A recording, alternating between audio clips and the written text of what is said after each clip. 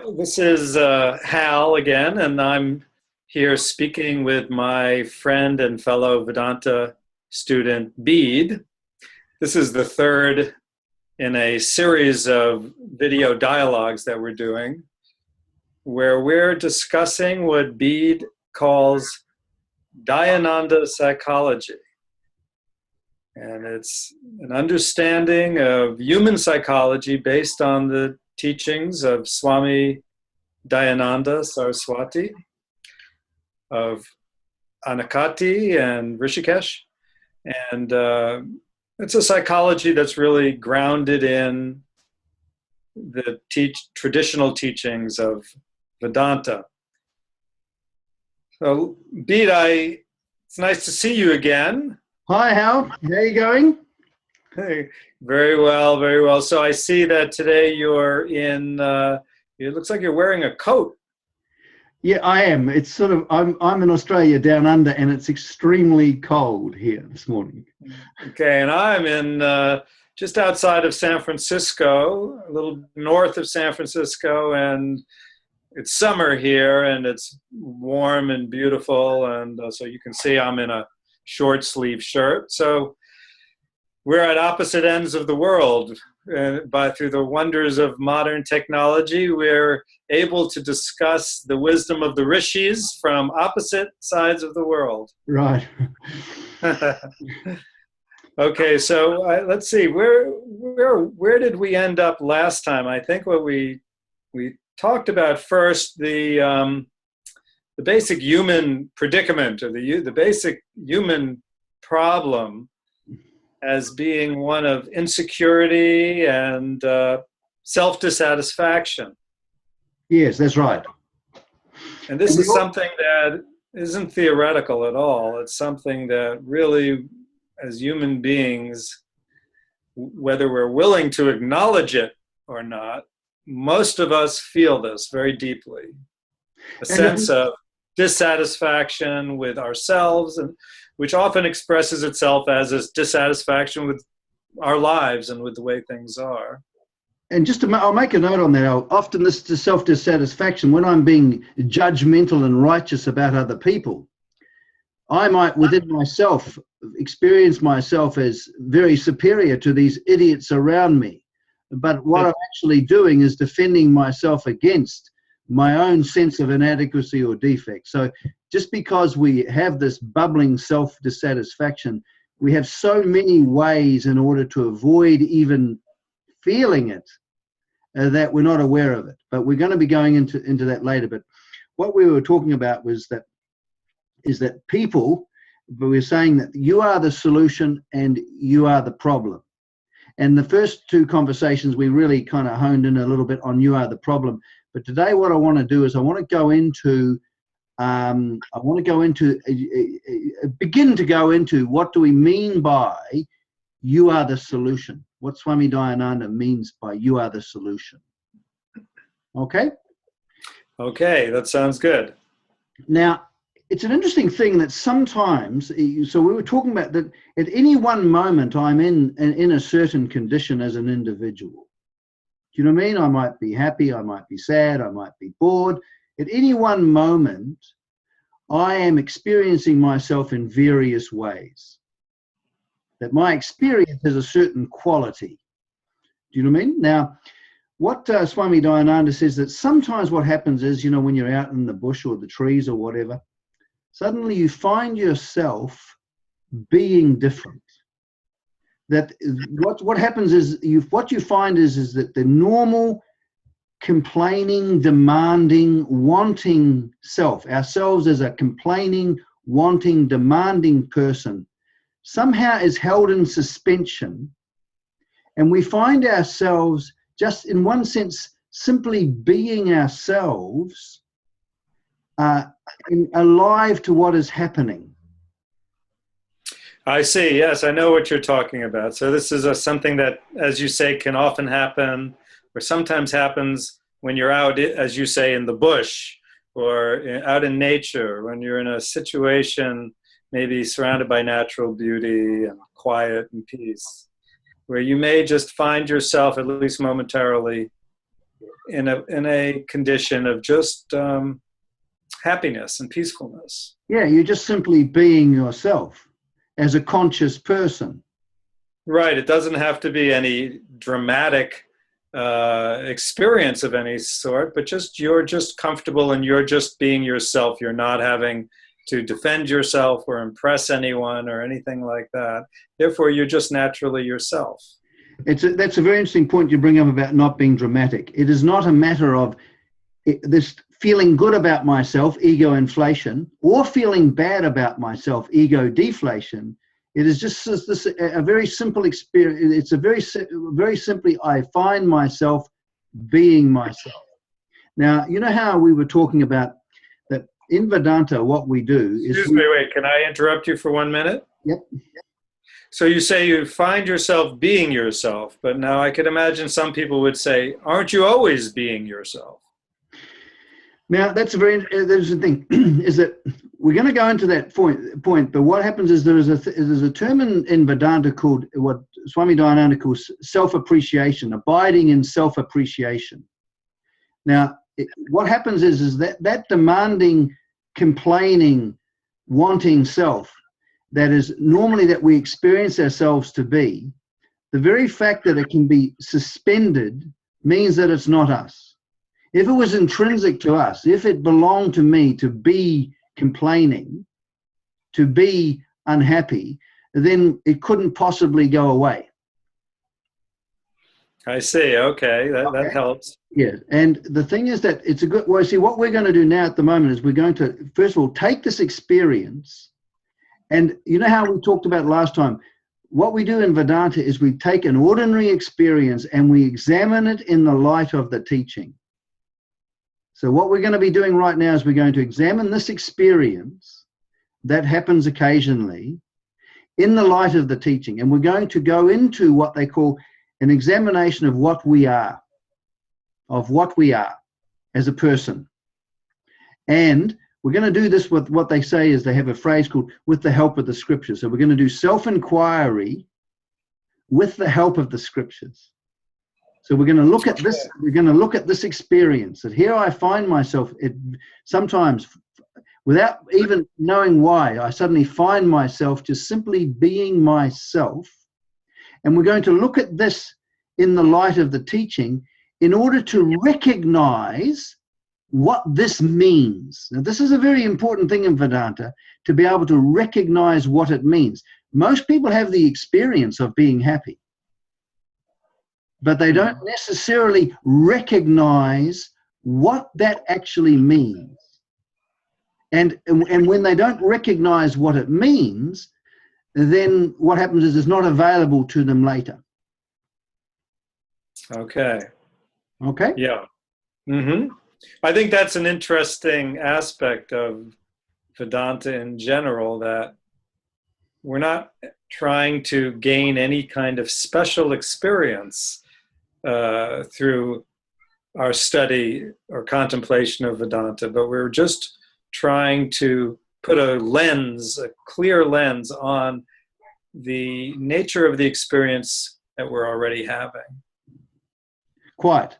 We want to recognize what's already here. This is what we mean by knowledge. Because if I am looking at a tree, it's only when I recognize and can see a tree can a tree come into my life, can't it? Right. So the same way when we're dealing with ourselves, like what does it mean? See, fundamentally all Vedanta deals with is the question of what does it mean to be myself? Right. And why is it so important to come to an understanding of this? Can we just leave that to a little bit later, Hal? Because I'll go through this and then we'll go into that precise point. Okay. Because now, so what happens is that when we examine this experience, when we're out in the bush or whatever, right? One of the main reasons why this happens is that no tree or bush has ever told you to go to hell, has it, Hal? No tree or bush has ever told you to drop dead. No, not at all. You see, what happens is that in our life, we have an accumulated experience of first of all, things happening to us. Lots and lots of memories of things happening to us, where we're victimized by, we have the experience of being victimized by the environment, whether that's people or situations. And we also have an experience of where we've done our little bit of harm. We've hurt other people and done certain things that were not particularly, that don't sit well with us. So in terms of the world, there's a tremendous amount of accumulated grievances or pain, mainly in the form of hurt and guilt, which we're going to go into another thing. So, but what happens is even when we come near another human being, by the psychological process of association, there is automatically this, there is a triggering where we don't maybe feel comfortable, or when we're in a certain situation or with certain types of people. So this triggering is going on all the time. And what happens is, what's triggered is reactions, and we become those reactions, where we become scared, or we become angry, or we become bored, or where we become frustrated. Are you familiar with becoming those types of things, Hal? Certainly, and I think everybody is. Quite. It's a universal problem. Now, yeah. we want to seek to understand this, again, what this means. What does this becoming these various psychological reactions means? So we need to go to the other side. So here we are, we're in the trees and the bushes.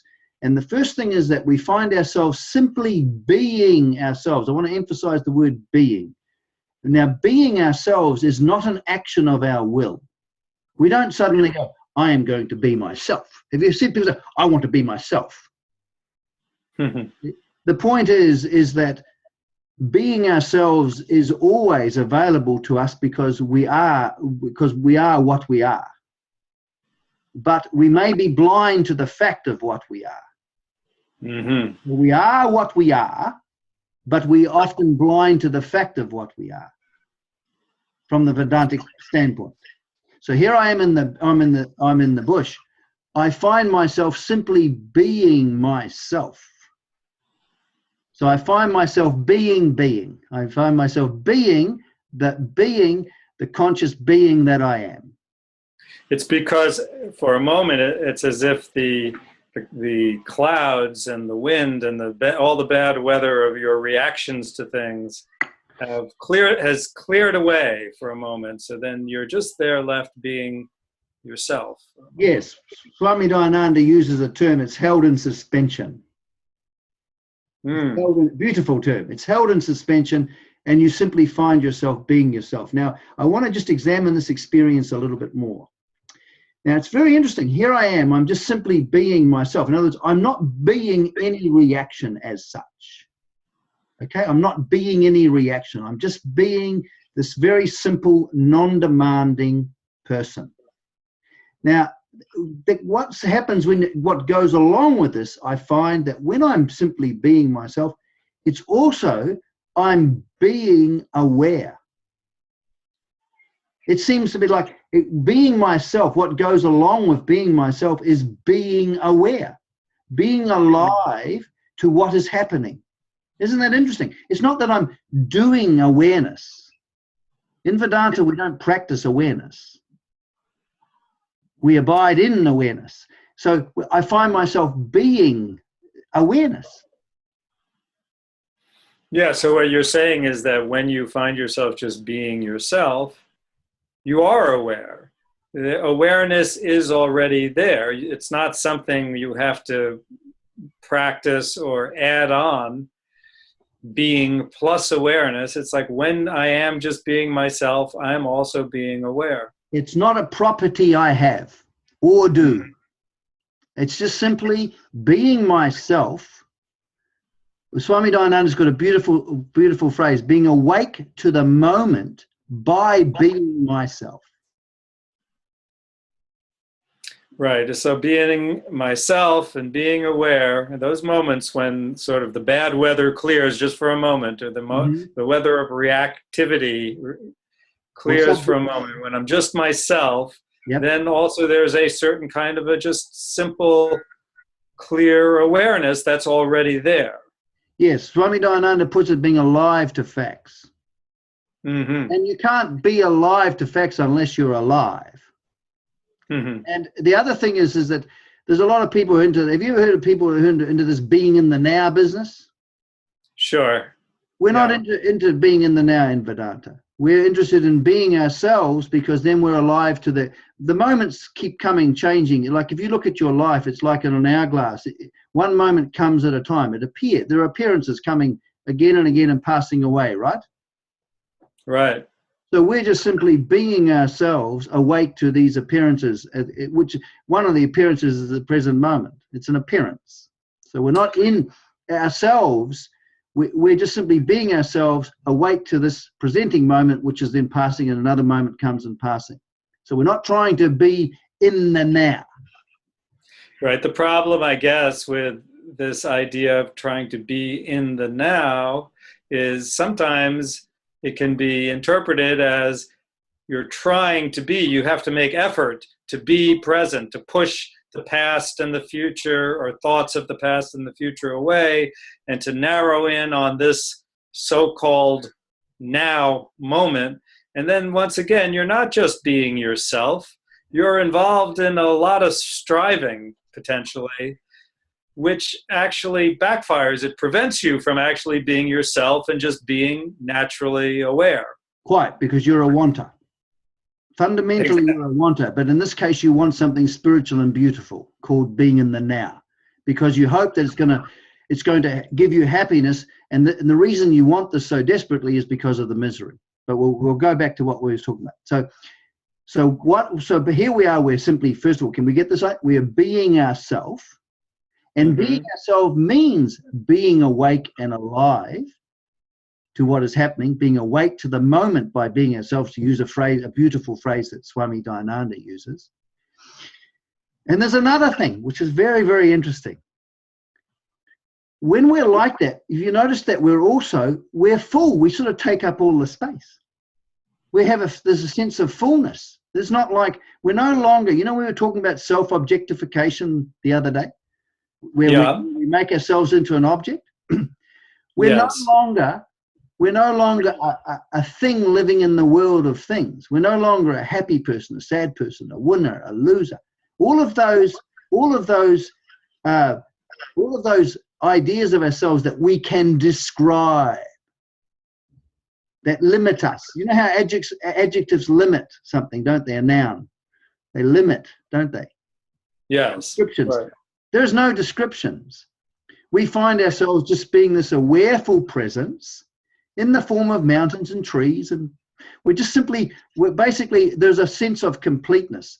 And this is what's important. They have a Sanskrit word called ananda, which means fullness, not bliss. But what happens is we find ourselves being the very well-being we are seeking. Yes, right. Yeah, that's beautiful. And I think it's something that everyone can relate to some degree. Everyone probably has had this kind of experience from time to time. They just maybe haven't really focused on what this experience means about really who they are. Yes, they don't know the meaning of the experience. And this is what is there's a difference between joy and what we normally mean by being happy. Feeling good about myself. There's two things involved, isn't there? Feeling good about myself. I'm feeling good about myself because I'm no longer feeling bad about myself. You see what I mean? That's that whole self-objectification thing. But what we're talking about is that when we are being ourselves, we are being aware, and we're also being full. Being ourselves is to be complete. Right. So the thing is that it's not so much that you have to add anything on to yourself to be full, but there's a natural fullness that's there when you're not caught up in any desire or dissatisfaction temporarily.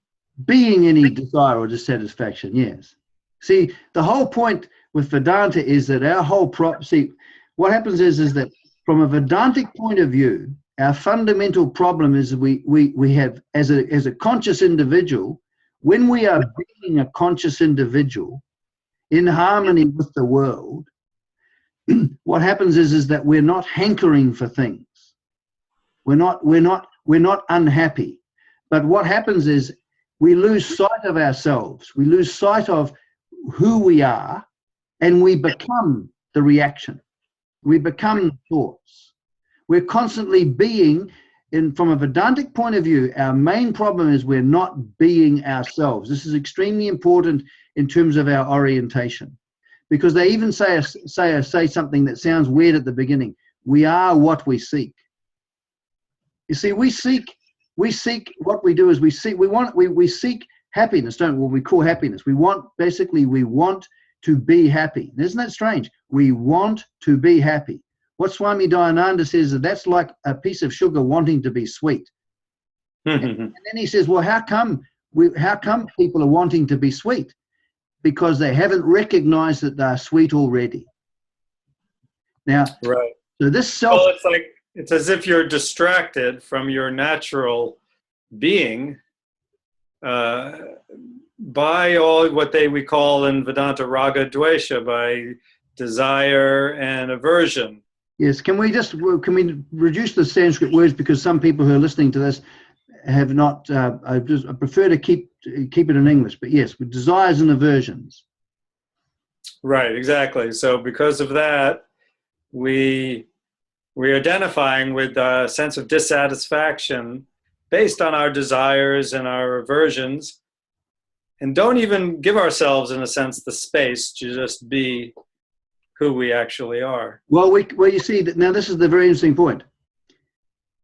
If we don't recognize what we are, we can't be what we are. This is the whole point. Without the recognition of what we are, simply as a conscious being at the beginning anyway, if we don't know what that means, it's not available to us. This is the primacy of knowledge. If we don't know what it means to be ourself, we can't abide in that self-appreciation. It's just not right. But what happens is, we can sometimes, in a sense, get a taste of it. Naturally, we sort of fall into it. Like when we're in a situation in nature, we fall into it, and then it slips away from us again, because we haven't actually recognized that this is actually who we are. You really can't ever lose this.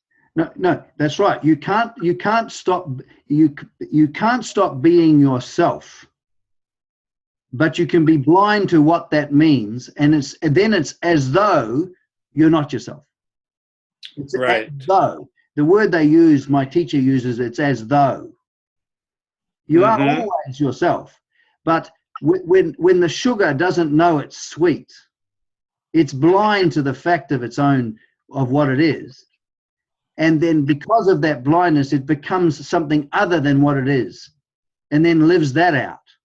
You see, if you notice that we live out, basically human life is living out what we're not. When we're being angry, the anger and ourselves is one and the same.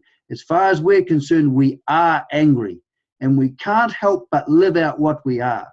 And the point that you're making is that it's true that we have the experience. What happens is that we are out in nature and we discover ourselves, but we don't know what it means. There is no recognition of what's happening. We think that the trees and the mountains have made us happy. We think the object has made us happy. But what's actually happened is the reactivity, like what you said, the subjectivity, and subjectivity is simply me being what I'm not, is in abeyance, and I find myself as a conscious person. And when I find myself as a conscious person, I can't help but be alive to what is happening, because awareness and being a conscious person are one and the same. To be a person, to be is to be conscious, and to be conscious is to be full. And we will use three words now that are often used by Vedantan people is Sat, Chit, Ananda. But what I want to point out here is this. This is not, when we talk about the recognition of what we are and abiding in that self-appreciation, we are not talking about saying to ourselves, I'm existence awareness bliss. We're not talking about telling ourselves what we are or having an idea about what we are. Swami Dayananda says it's extremely important to become familiar with ourselves as this. Right. Otherwise, you can repeat to yourself, I am fullness, I am awareness, I am being until the cows come home. But unless you're actually recognizing that that's what you are, that's who you are, it's not really going to do you any good. No, and then with the recognition, then the recognition gives us the capacity to abide in that self-appreciation. And when I'm abiding in that self-appreciation, this is not what people normally mean by practicing awareness or trying to be awake, or all of this stuff, this in the spiritual supermarket. We're talking about the simple being ourselves and living in the world being ourselves. Yeah, it's really a significant difference, because so often with spirituality, we feel we have to train ourselves to have a certain kind of state of mind and then hold on to that state of mind. But then that just becomes another source of striving to be something other than what we are. Here, though, what we're seeking is actually what we are. We are indeed what we are seeking, and it's a matter of actually recognizing that. That's the solution.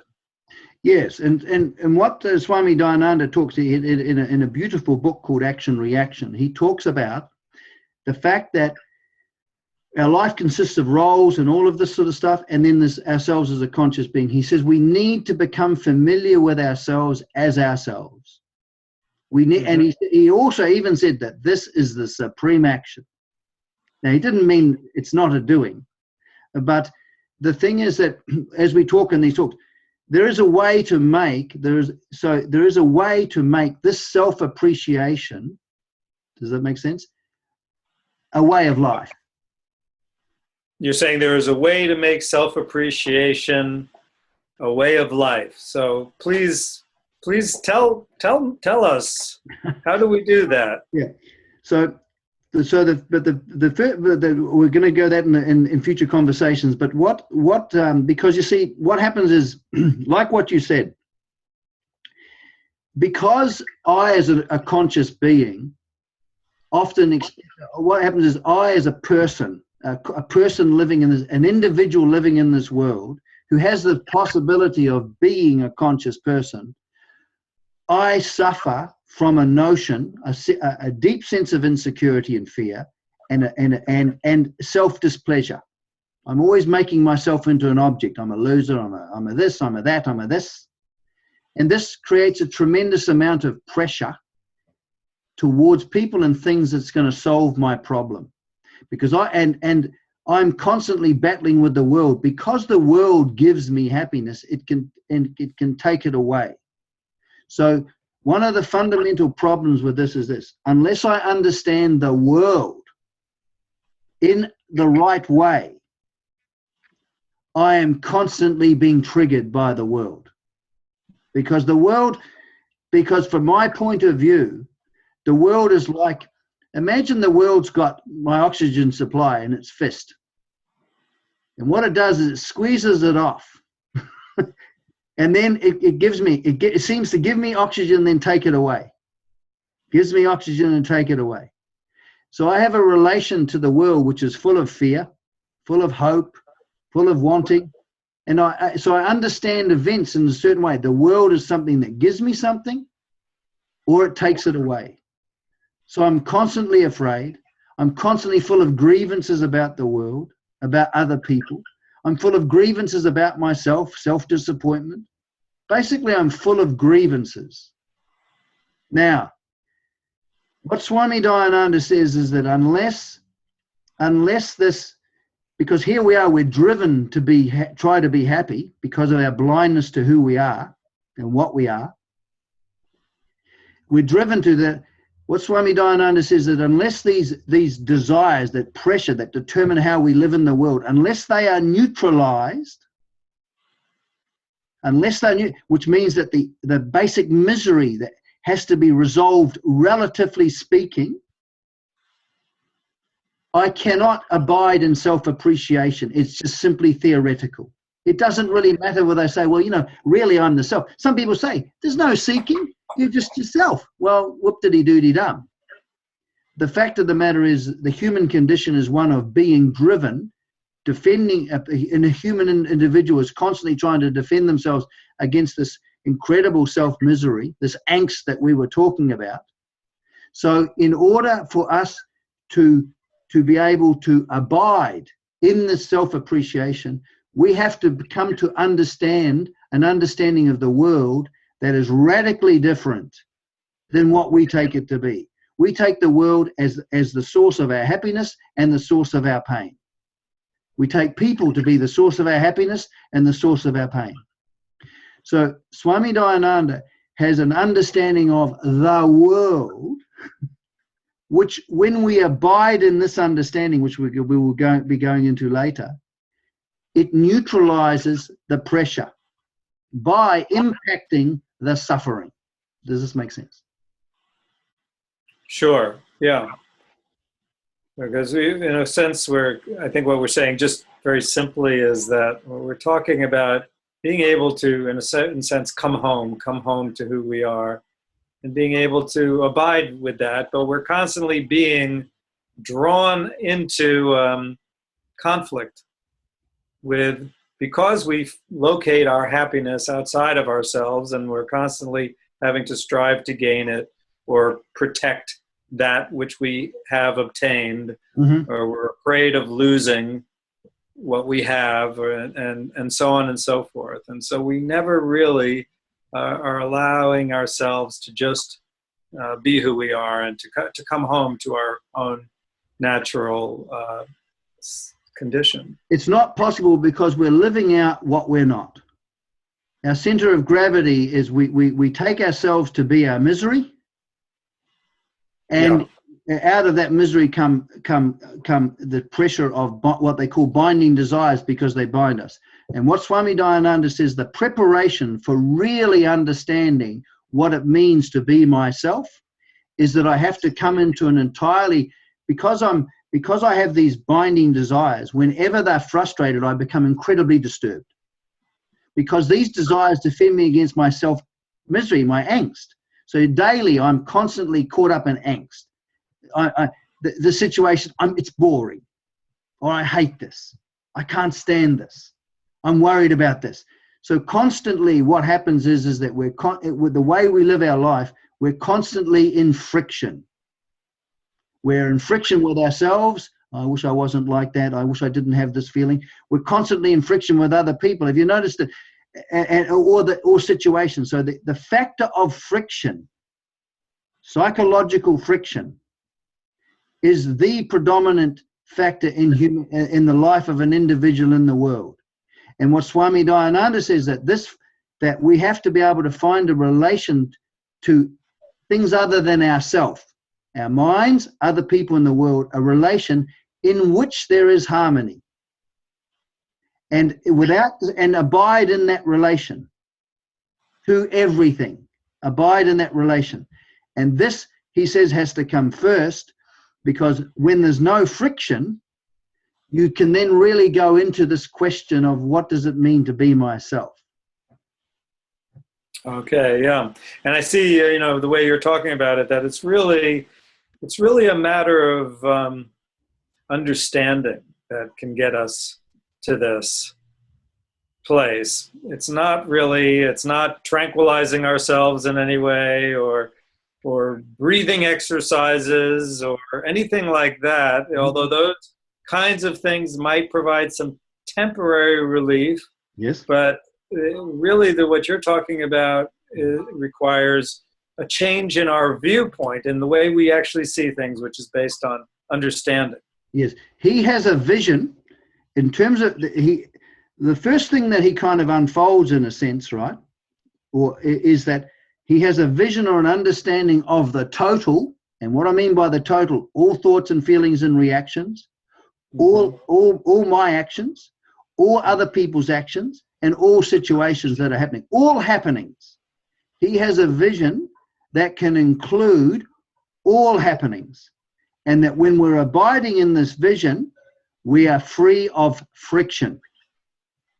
Okay. And And this, I imagine that in future conversations, you're going to unfold what that vision yes, is. that's right. Yeah. Okay. Okay. Well, Very thanks good. very much, Hal.